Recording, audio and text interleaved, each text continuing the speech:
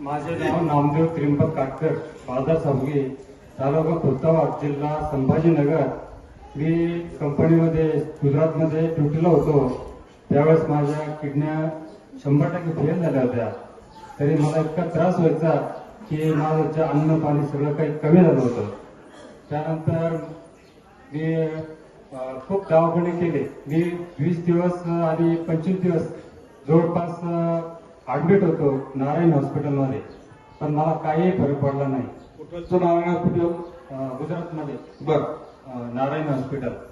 नंतर मग मला तिथून ड्युटी सोडावं लागली त्रासामुळं.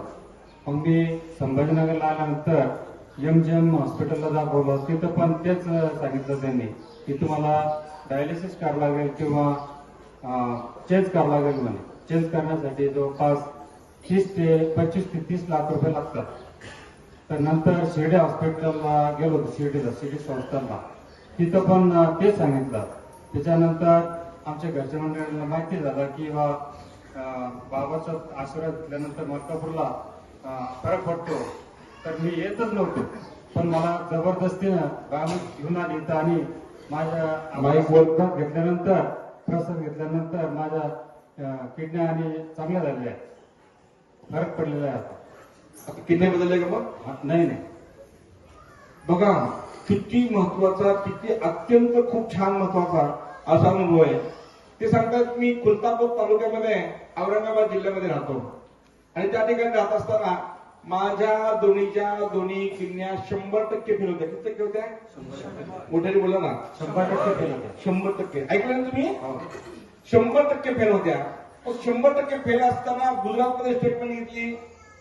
पुन्हा कुठल्या हॉस्पिटलमध्ये स्टेटमेंट घेतली? इथं MGM माईक जवळ घ्या ना. MGM hospital. आणखी शिर्डी संस्थान. MGM हॉस्पिटल औरंगाबाद संभाजीनगर येथे स्टेटमेंट घेतली. त्याच्यानंतर शिर्डी संस्थानला ही स्टेटमेंट घेतली. बरं, मग नंतर त्याच्यानंतर घरच्यांना माहिती झालं की मलकापूरला फरक पडतो, चांगला गुण येतो म्हणून MGM आणि शिर्डीच्या मोठे मोठे टॉप पोस्टचे दवाखाने आहेत तिथेही स्टेटमेंट घेतली. गुजरातमध्ये घेतली. किडन्या फेल आहे. डॉक्टरांनी सांगितलं एकतर बदलावं लागतील किंवा डायलिसिस चालू ठेवावं लागेल. मग त्यांना त्यांच्या मिसेसला इथे घेऊन आल्या, आशीर्वाद घेतला आणि ते आशीर्वाद घेतल्यानंतर सांगतायत की आता माझ्या किडन्या 100% ओके आहेत, 100% काम करतायत. ज्या 100% फेल होत्या त्या 100% कशा काय काम करायला? हा फक्त मलकापूरचा मैदान, हा फक्त मलकापूरचा.